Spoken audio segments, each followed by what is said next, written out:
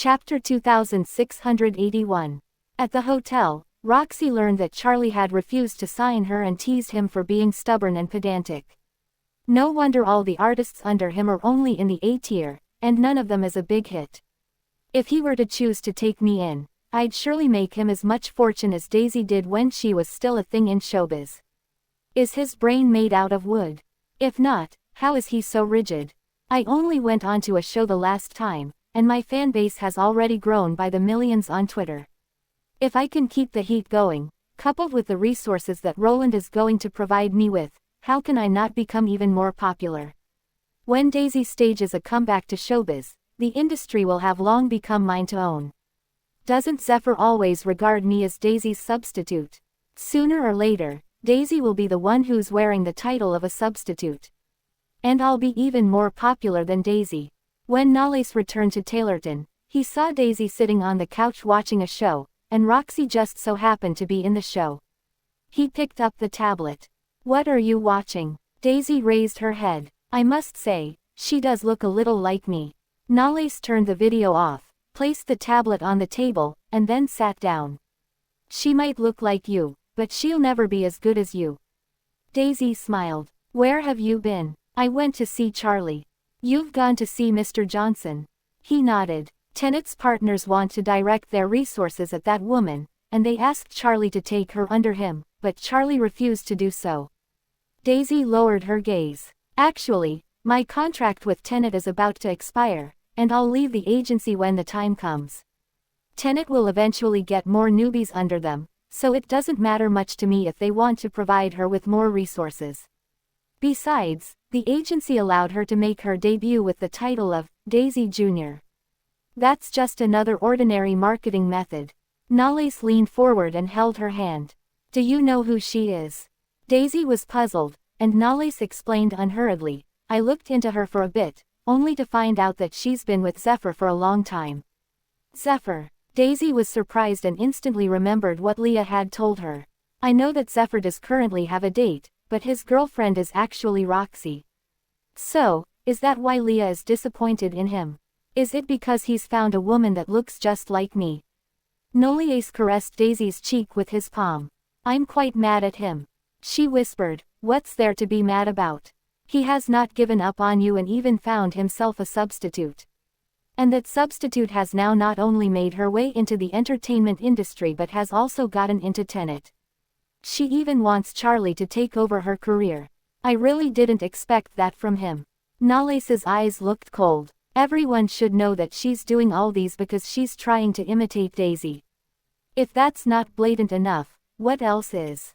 She's done everything so flamboyantly that it's obvious that all she wants is to take Daisie's place in the industry. Otherwise, since there are so many entertainment agencies in Bassburg, why would she choose to work with Tennant? And what else would she want from Charlie? This is undoubtedly an act of provocation. Daisie might not care about it, but I absolutely won't allow anyone to make a debut with the popularity that my wife has accumulated over the years and even go to the extent of stepping on her tail to do so." Daisie hugged him. "Nales, I know that you're worried about me, but there's only one Daisie Vanderbilt in the entertainment industry, isn't there? What I fear most is not being replaced, but not being recognized by others." Nales stroked her hair and chuckled. "I only recognize you as the one and only Daisie Vanderbilt. As for that woman, I'll surely meet her personally after this." Freya and Donnie attended a dinner banquet, which was attended by all sorts of people from showbiz. Donnie also knew several major directors from Zalakova. In addition to the directors, there were also quite a few seasoned artists, and Donnie introduced Freya to all of them during the banquet. They were very polite to her when they learned that Freya was already a very successful screenwriter at such a young age and that Donnie thought so highly of her. Chapter 2682. Helios was grabbing a drink with someone else. When he saw Freya standing amongst several directors, he walked toward the group of people. "So, you're here with Director Winslow." All the directors were momentarily stunned. Helios Busha actually knows her. Freya nodded. "It's nice to see you here, Uncle Helios." Donnie greeted Helios with a smile. "Mr. Busha, it's been such a long time. I really didn't expect you and my screenwriter to be acquaintances." Helios proposed a toast with Donnie. I haven't seen you since our last collaboration. I heard you came to Zelakova to prepare for your new movie. I didn't expect her to be your screenwriter. She's Professor Merlin's favorite student, and Mr. Lancel introduced her to me. Not to mention that her script is quite to my liking. Donnie had always been known as the godfather of thrillers in the industry and always loved shooting suspense dramas and movies. And once he started a project, he must ensure that it was shot to perfection. He would never allow any room for flaws. Helios smiled and nodded. This kid is indeed excellent. I've heard a lot about her too. Just as they were chatting, a female artist who looked somewhat similar to Daisie appeared in the crowd. She was the rookie who had risen to fame, popular in the industry recently. Roland was the one who brought her here. He could be regarded as one of the largest capitalists in Zelakovian showbiz and had worked with many directors. Roxy walked right next to Roland conscientiously, without giving off any intimate interaction with Roland throughout the whole time, and others were following them around. She was very clear that many big shots in the entertainment industry would gather on this occasion, so she attended this banquet with Roland. Naturally, with Roland's connections, she would never have to worry about her future in the entertainment industry. Freya saw Roxy at this time and was a little taken aback as millions of thoughts flashed across her mind. She only returned to her senses when two female artists started discussing Roxy in a corner not far away from her. She seems to be the new artist that Tenet recruited not long ago. Daisie is pregnant and has taken a temporary hiatus from the industry, and her contract with Tenet is about to expire too. So, by recruiting a newbie who resembles Daisie and allowing her to make her debut with the title, Daisie Jr., now, isn't it obvious that the agency only plans to make a fortune out of her? Artists like them knew their way around the marketing methods and routines that agencies tended to use. Freya frowned. Sorry. Roland arrived at the table where Freya was, and several directors who were close to him greeted him. Mr. Goldwyn, why are you the one who's in charge of bringing a newbie here? Roland chuckled calmly. Oh, she's the niece of one of my distant relatives. She has just stepped into the entertainment industry, so I've brought her out here to take a look around and get to know more people. The directors saw through that cheap trick but chose not to say anything about it. Such household relationships existed in all corners of the circle, and it was already a common thing to see from time to time. Roland looked at Donnie and stepped forward with a smile. You must be Mr. Donnie Winslow. Oh my, I've heard so much about you. But I didn't really expect to meet you here today. Donnie nodded in response, and his attitude was considered courteous. Helios swayed the wine glass in his hand. Mr. Goldwyn, your distant relative's niece looks somewhat similar to my goddaughter, Daisie. The title, Daisie Jr., does suit her well, huh? Obviously, what he said had some connotations, and everyone present could feel the embarrassment that Roland and Roxy felt. In fact, everybody knew what Tenet had done with Roxy. It was just that no one had the guts to make any comment about the matter. However, Helios was probably the only one in the industry who would dare to show his disapproval. After all, the relationship between the Butchers and the Goldmans was impossibly close. Everyone present thought that Roxy would avoid arousing suspicion and change the subject, but she was proud of the trait instead. Thank you for the compliment, Mr. Busha. It's my honor to get associated with Miss Vanderbilt. Everyone's expressions looked meaningful. Even Roland could not help but feel anxious about what she had just said and hurriedly explained on her behalf. Mr. Busha, please don't mind her. She just doesn't know what's the appropriate thing to say. Helios drank the wine slowly. It's okay. I'm very pleased that my goddaughter has such an influence in showbiz. Chapter 2683. Anyone who had a brain knew what Helios was trying to say. Roxy is able to make a debut using Daisie's fame. Doesn't this mean that Daisie really has a lot of influence in the industry? Roxy only understood the undertone of what he had said after a while, and she tightened her grip on the wine glass. If Daisie didn't have such a background as the daughter of the Goldmans, how could she climb to where she is today? If I also had the same background, would I even need to be here listening to all these cynical remarks that are being thrown at me? God is just so unfair. Some people are destined to start at the peak of a mountain when they're born. They don't have to fight for what they want, and all they need to do is to reach out, and they'll get what they want at once. By the way, Mr. Winslow, I heard that you're planning to start shooting a movie and are still casting actors and actresses. After hearing Roland's question, everyone saw through his thoughts instantly. He would actually go to this extent just to get his relative's niece some resources. Donnie put his wine glass down on the table. Indeed. Roland immediately asked with a smile, then can you see if there's any role that suits Roxy? Perhaps you can give her a chance at the tryout. Donnie asked, has she been in any movies before this? This question stumped Roland. No, she's still a rookie in the industry. That's why I want her to hone her skills. I don't mind if it's just an insignificant character that will only appear in a few shots. Before Donnie could say anything, Freya had already spoken. Would she be willing to play an NPC? Roland was stunned for a moment. A what? NPC? Freya smirked. Oh, it's short for non-player characters, for example, a dead body or a bartender in the movie. She'll get a few shots, but not too many of them. How could Roxy accept the role willingly after hearing that she would be cast to play a corpse? I just made my debut, and the first thing that I'm being asked to play is a corpse. Just how unlucky is that? Roland took a glance at Freya. Who is this? Donnie introduced. She's the screenwriter of our crew. The storyline of my new movie originates from the adaptation of her script. When Roxy heard that Freya was just a screenwriter, she looked down on her from the bottom of her heart. Director Winslow, your screenwriter seems to be trying to embarrass me in public, doesn't she? This slut is only a screenwriter. How dare she ask me to play a corpse in front of so many people? Freya knew that she would reject the offer, so she scoffed. That's right. That face of yours doesn't really fit the role of a corpse. The two artists who stood the closest to them burst into chuckles. Mr. Boucher's connotation earlier was already rather obvious, but this lady is even more savage. Roxy understood what she meant almost instantly, and her expression changed slightly. You're just a petty screenwriter. Are you even in the position to decide what I get to play? Everyone present fell silent. Roland's expression dimmed. He then turned around and reprimanded her. Is this the attitude that you should have? Roxy was furious. I was only telling the truth. Roland had to smooth things over for Roxy.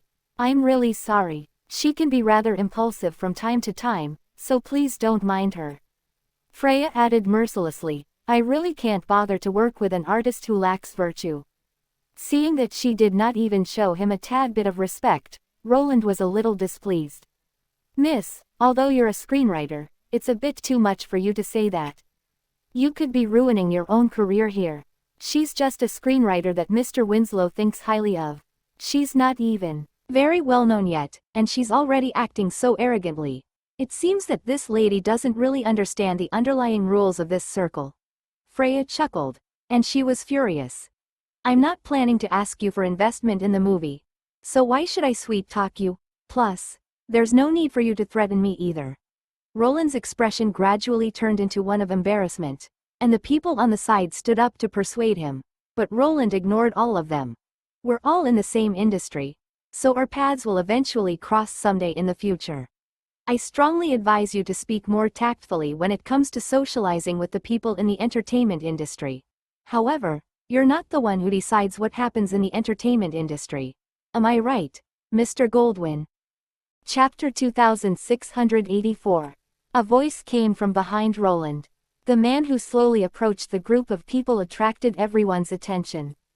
He had a breathtakingly handsome mixed-race face, and his temperament felt noble and elegant. Although he was not from within the industry, everyone knew that he was Nalace Knowles, the Prince of Yarramore, and his beloved wife was Daisie Vanderbilt from the Goldmans. Donnie stared at him and was slightly shocked. Your Highness, you're in Bassburg too. Nalace nodded. My cousin happens to be attending this banquet too, so I've come over to have a look. Cousin. Only then did the others realize that the female screenwriter they had been talking to looked familiar. Freya walked to Nalace's side. Why aren't you accompanying Daisie at home? What brought you here to join in the fun? No matter what, I'm still one of Tenet's shareholders. I heard that the agency recruited a newbie and then used the fame that my wife had accumulated in the past to market her debut. I've always thought that it's part of the agency's operations, but it turns out that it's just you using the company's name to promote a rookie. Am I right, Mr. Goldwyn? Roland was stunned. I tried my best to persuade the board into agreeing to recruit Roxy, and coupled with Daisie's contract, which is about to expire, I really thought that the two of them would never meet. But I didn't expect Daisie's husband, the Prince of Yaramore, to be one of Tenet's shareholders. It's no wonder he didn't attend the board of directors' annual meeting and why the board asked me to find another manager for Roxy, saying that it can't be Charlie. When Roxy learned that the regal man standing in front of her was Daisy's husband, her expression changed.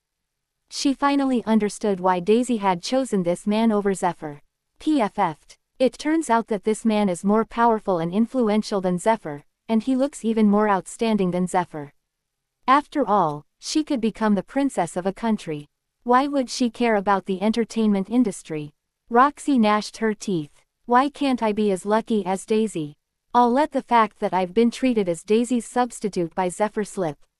The problem is that I have to get myself involved in an affair with this old man who already has a family. This is infuriating. Roland did not dare to say much more as he could not defend Roxy too obviously. If Tenet's board were to learn about it, it would definitely leave a great impact on his future on the board. In the end, he could only apologize to Freya and leave the banquet with Roxy. Roxy was unwilling to leave the venue.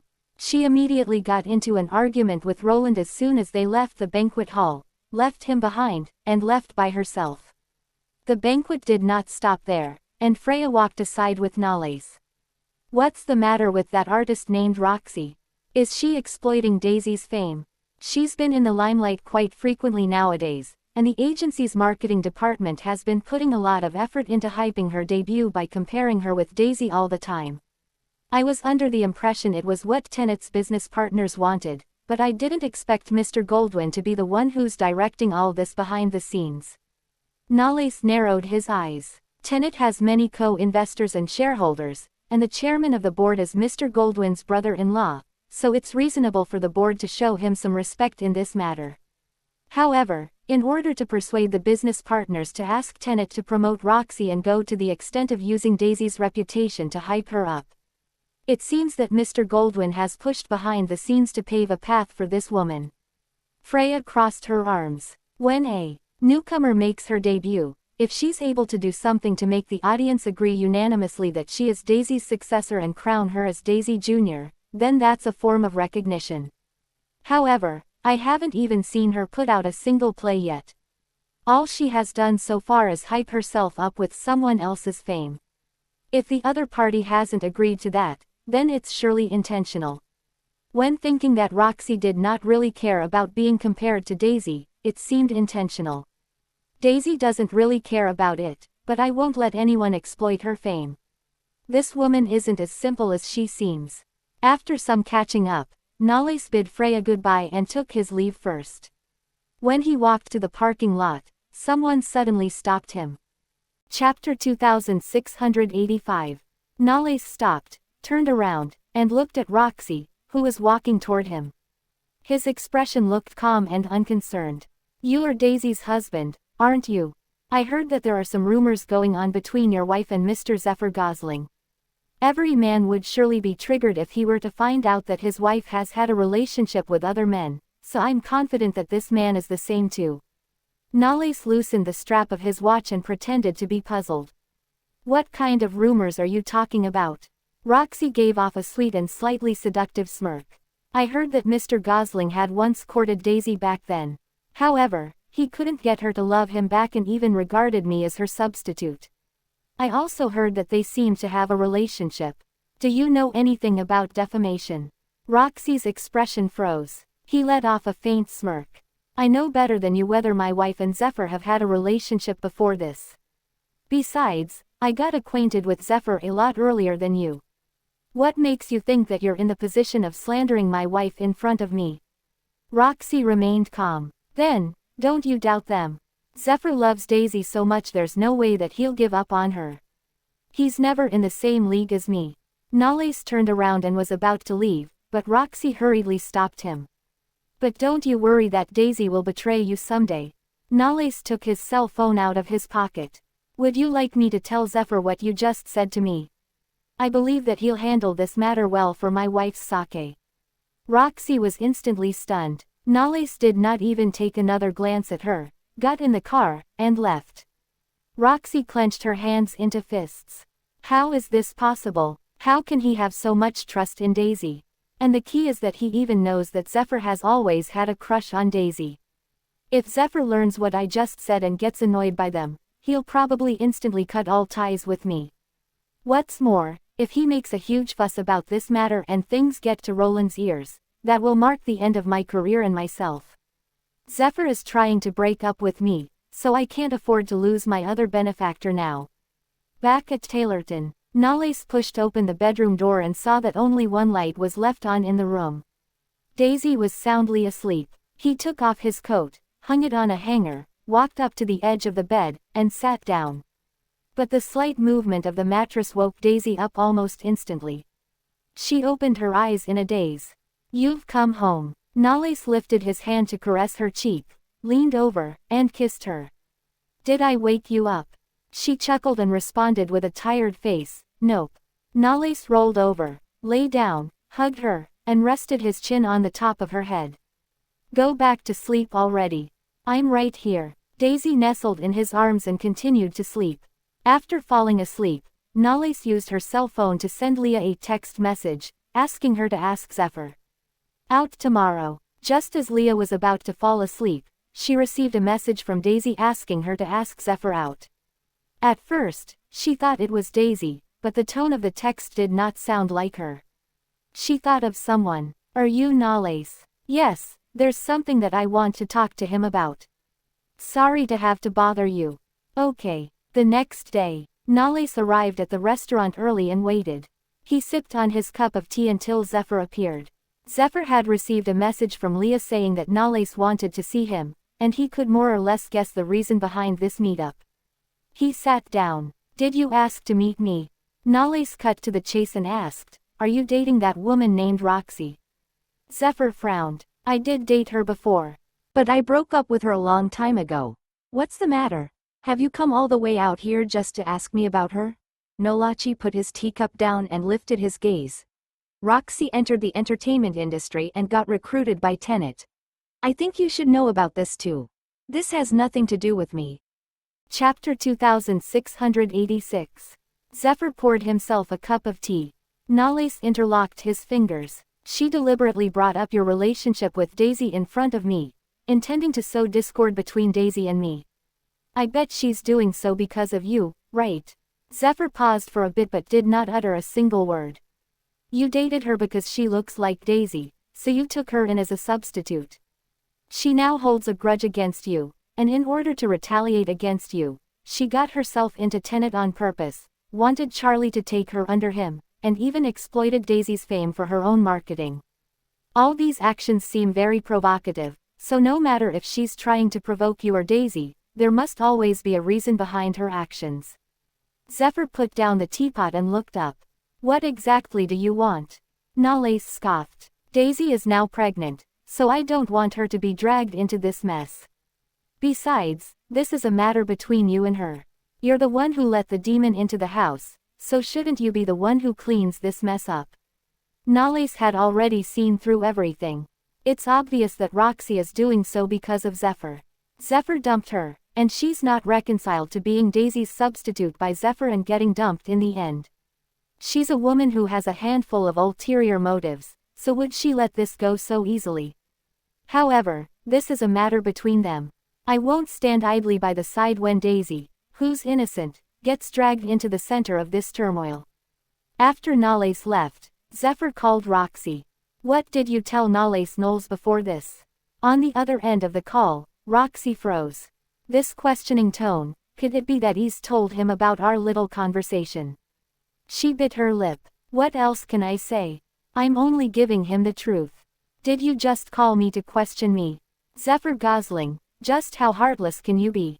Roxy Van Dam, I'm warning you for the very last time. You'd better not get Daisie involved in our affairs. Since when did I get her involved? I only got myself into Tenet, and that's it. What's the matter? Does this upset you? Roxy scoffed. Zephyr, I told you that you won't get to dump me so easily. If you really worry that I might do something that harms Daisie, I would marry me if I were you. Zephyr's expression turned gloomy. You want me to marry you? You're nowhere near worthy of my hand. He then hung up the phone. Roxy was so exasperated that she threw her phone on the bed. I'm not worthy of you.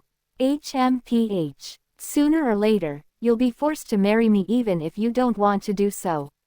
In the chairman's office of Tenet, Jalen Furman, the company's chairman, summoned Roland into his office and asked him to explain his decision to bring Roxy to the banquet the previous night.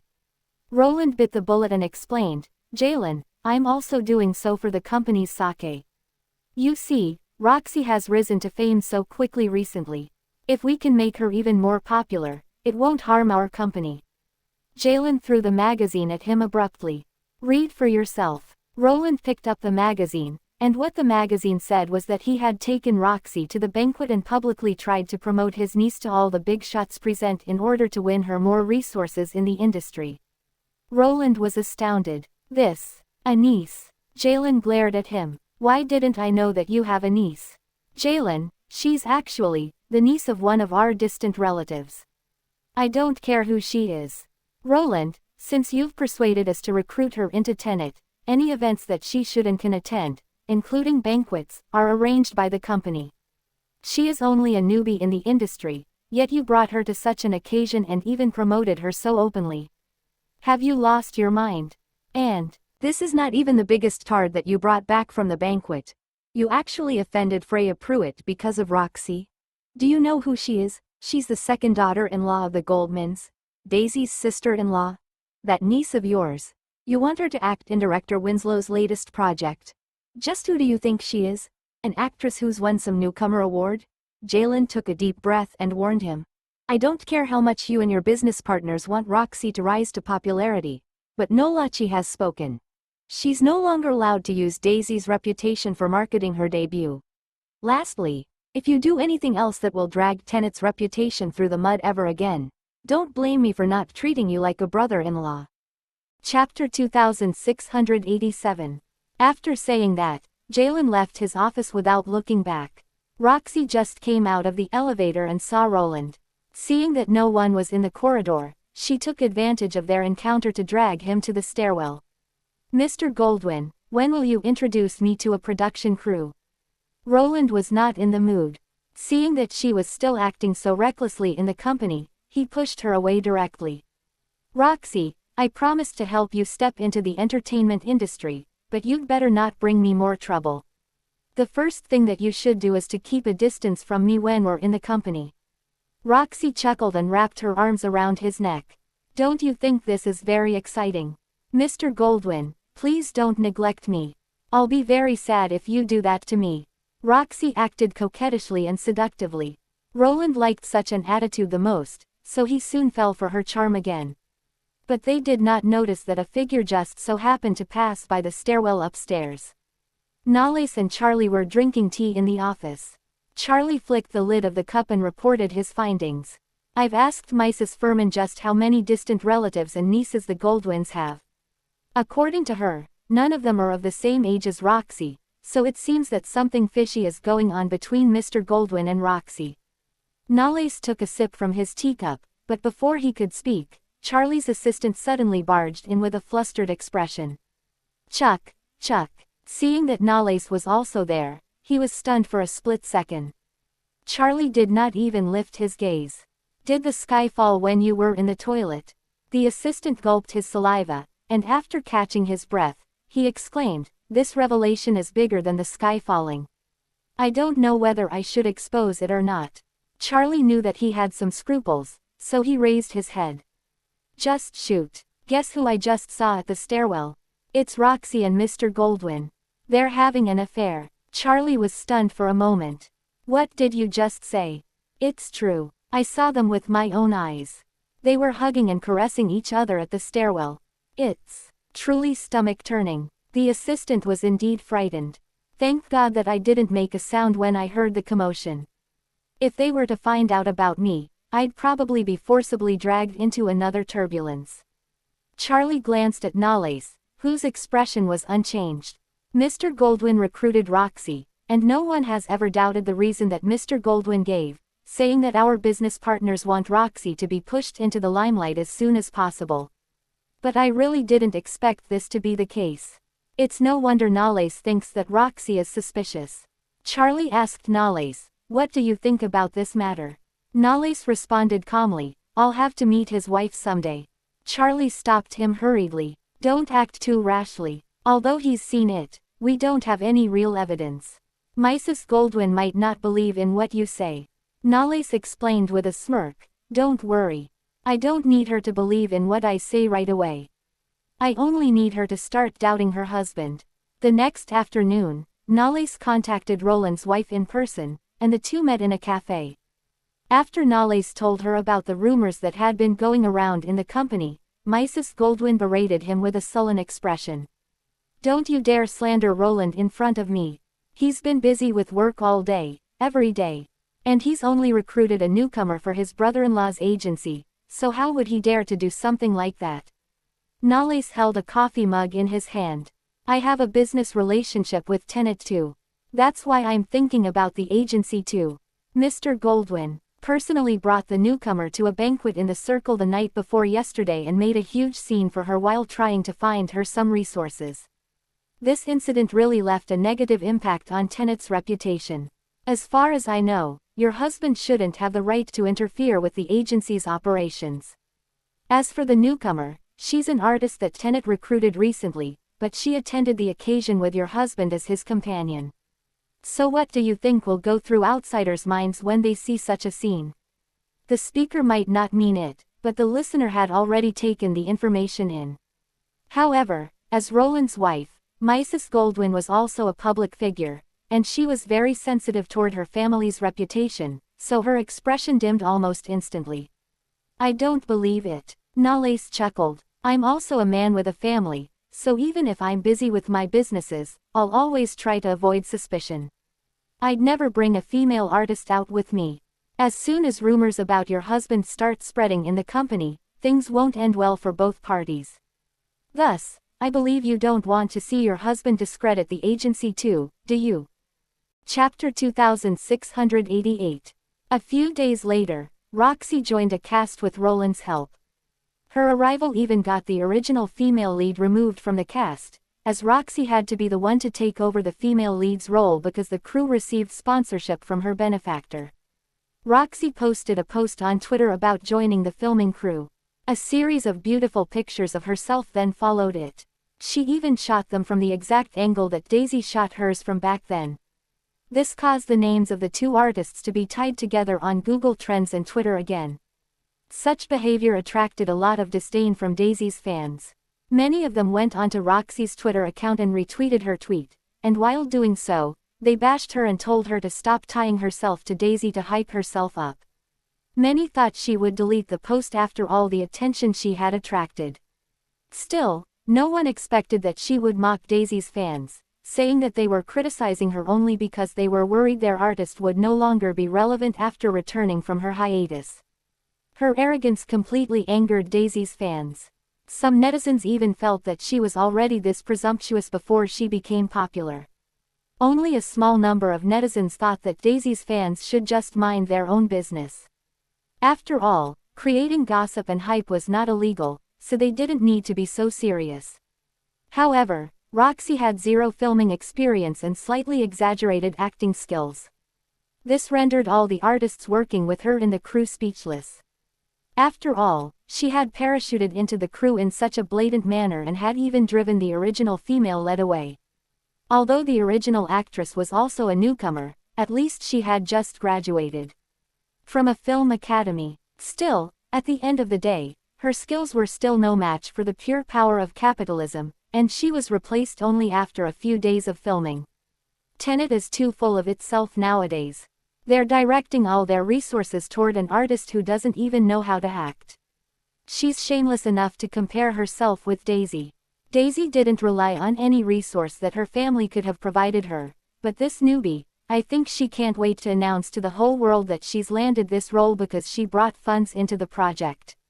2 actresses were badmouthing Roxy in the dressing room, and the latter just happened to overhear them. Roxy walked in. If you have the ability, you can also bring funds into the crew. The 2 actresses looked back at her with disgusted expressions. What's your problem? You haven't even become a thing in the industry, yet you're already this arrogant. Roxy said disdainfully, so what if I'm arrogant? At least Tenet is willing to provide me with all the resources that I want. Speaking of which, who are you when you're being compared to me? Can you get your hands on the resources that I have? Believe it or not, all I need to do is utter a short sentence, and you two will be on your way out of here. An actress stood up from her chair. If you really are as influential as you portray yourself to be, make us leave. What makes you think we're all here supporting your role willingly? The actors then left the room wrathfully. Roxy was so infuriated that she called Roland immediately. As soon as the call went through, she instantly complained in an aggrieved and coquettish tone, "Mr. Goldwyn, I just got bullied on the set. They want me to get out of the set." Unexpectedly, the other party did not respond, and Roxy was momentarily stunned. "Mr. Goldwyn, why aren't you talking to me? Are you starting to dislike me?" At that moment, a woman's roar came from the other end of the phone call. "You little bitch. What's your relationship with my husband?" Roxy was so frightened that she hung up the phone immediately, and her face turned pale almost instantly. What's going on? Why was his wife the one who answered the call? Roxy's phone rang at this time, and it was from the same number. However, she did not dare to answer it, so she turned off her phone directly. On the other side of the phone call, Mrs. Goldwyn was exasperated. "When Nolles told me about Roland's extramarital affair with Roxy the other day, I didn't believe Roland would betray me. But as soon as I returned home, I instantly realized that Roland has been becoming more and more superficial to me. He's always away from home, and when he comes home, he will only stay here for less than a day before he leaves again. And whenever I ask him about anything, he won't even answer me seriously. His attitude has been perfunctory all this while. Last but not least, he doesn't even want to touch me anymore." That was how she became suspicious of her husband. Thinking of the woman's disgusting tone from the phone call just now, she was even more certain that her husband was having an affair with Roxy. Roland suddenly remembered that he had left his cell phone downstairs and was coming downstairs to get it. That was when he saw his wife holding onto his cell phone and the strange expression on her face. He realized something, rushed downstairs, and snatched it back. "What are you doing with my phone? If I hadn't gotten my hands on your phone, how would I know that you've been having an affair with a bitch out there?" Chapter 2689. Roland was astonished and quickly checked his phone's call log. "Shit, Roxy actually called me," he quickly explained. "Honey, this isn't what you think." Mrs. Goldwyn slapped him on the cheek and roared, "Roland Goldwyn, you heartless bastard. I gave birth to children for you, and I've been a full-time housewife for so many years. How dare you betray me? I really have nothing to do with her. Is it so? Fine, I'll go to the crew to find that bitch now." Mrs. Goldwyn slammed the door shut and left. Only then did Roland realize that there was going to be a huge commotion at the studio. He called Roxy immediately, but she had already turned off her phone. He hurried out, but his wife had already left in her car. Mrs. Goldwyn went straight to the studio. "Where's that little bitch named Roxy Van Dam? Roxy Van Dam, you'd better get your ass out here. How dare you seduce my husband?" The director of the project stepped forward. "Mrs. Goldwyn, where's Roxy Van Dam? Get that bitch to come out here." Mrs. Goldwyn cursed loudly, and the extras present and some artists exchanged gazes, feeling as if they were in for a great show. One of the female artists that Roxy had offended in the dressing room walked out from the crowd. "Mrs. Goldwyn, Roxy is in the dressing room. I'll take you there. Bring me there now." The female artist brought Mrs. Goldwyn to the dressing room. On the other side of the door, Roxy, who had heard the commotion, was about to lock the door, but the other party kicked the door open directly. The female artist pointed at Roxy. "Mrs. Goldwyn, this is Roxy, the woman you're looking for." Without saying a word, Mrs. Goldwyn rolled up her sleeves and slapped Roxy. Roxy fell to the floor, and before she could react to the abrupt assault, she was jerked by her hair. "How dare you seduce Roland? I'll slap you to death right now, you shameless bitch." Roland rushed in and pushed his wife away. "Have you lost your mind? What are you doing?" Seeing that the crowd outside the room was getting larger and larger, he hurried forward. "Come home with me now, and I'll explain everything to you." "How do you plan to explain this? Are you feeling sorry for this woman because she's gotten slapped by me? I see. It's no wonder you've been putting so much effort into promoting this newbie to the public. It turns out that you're having an affair with this bitch." Roxy covered her clothes and stood up. "I'm Mr. Gosling's girlfriend. Who would want to have an affair with your husband? Besides, look at your husband. Who would fall for him?" Roxy managed to shock Roland in a sentence. He stared at Roxy with a meaningful expression. Roxy was not happy about the fact that she just got beaten, and even less so about having to admit her relationship with Roland. Thus, she could only use Zephyr's name to protect herself.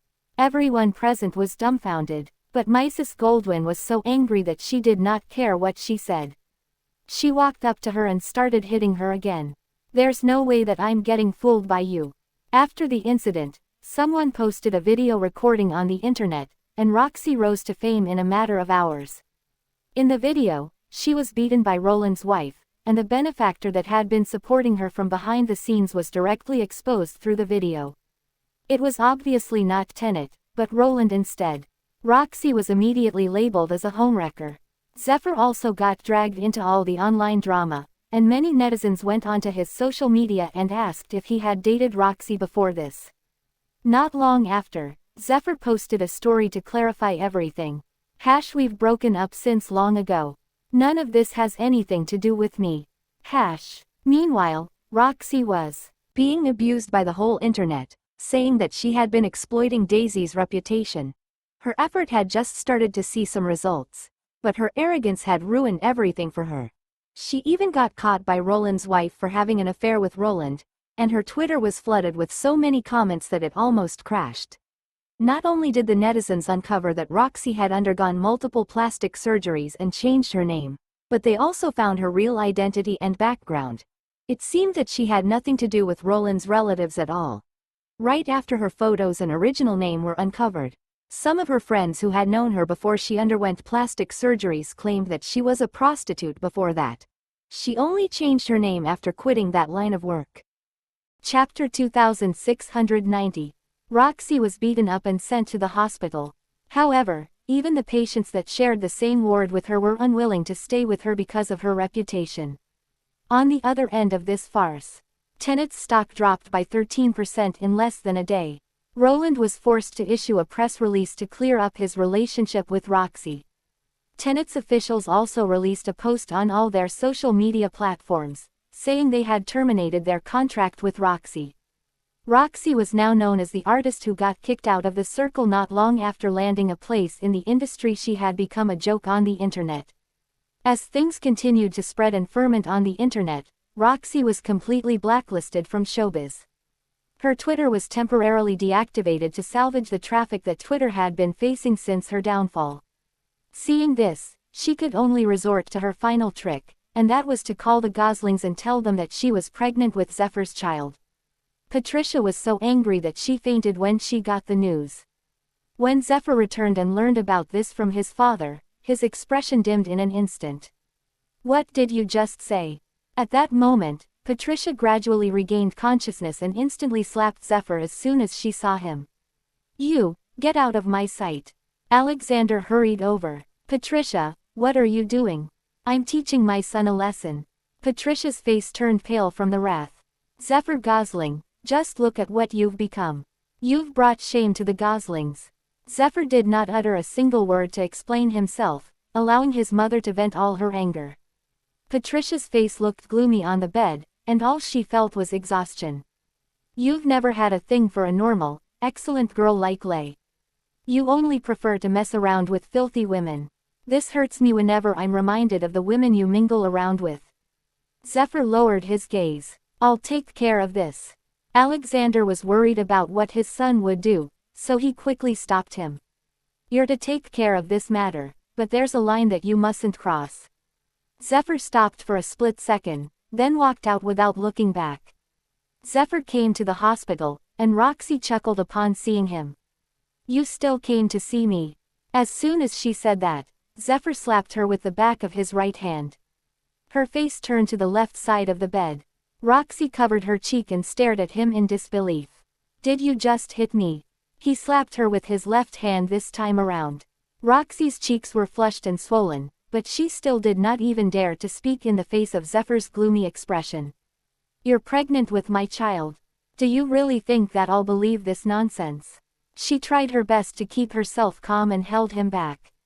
Zephyr Gosling, even if you don't believe me, you can always run a paternity test after the child is born. Zephyr flung her hand off his arm, and waves of coldness surged from the bottom of his eyes. Even if you've gotten pregnant, there's no way that it's mine.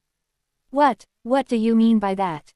She shuddered. Zephyr grabbed her face by the cheeks and said ruthlessly, as soon as you appeared in front of me with this face, I already knew that you were a woman of plentiful ulterior motives. Did you really think that I would get together with you without looking into your background? Roxy froze on the bed, and her back gradually stiffened. He leaned forward and stared at the woman in front of him. I won't give any woman the opportunity to conceive my child, but I don't trust any of you to take appropriate measures to avoid that. I still have to ensure that I won't be framed or tricked. As for the reason all those women didn't conceive my child by accident, while they were with me, do you know why? Roxy's shoulders trembled. He continued, uttering each word clearly. Do you still remember those healthcare products that I bought you? You seemed to be delighted when you received them back then. Healthcare products. Roxy remembered that since she started dating Zephyr, the latter had bought her many luxury healthcare products. All women love to stay in shape, so consuming some healthcare products to maintain their weight was normal, not to mention that the effects of those products were fabulous. Is it possible for those healthcare products? That's right. Those healthcare products I gave you contain a high amount of musk xylene and ketone. The other women who came before you were more obedient, and they didn't stay by my side long, so they shouldn't have been impacted much.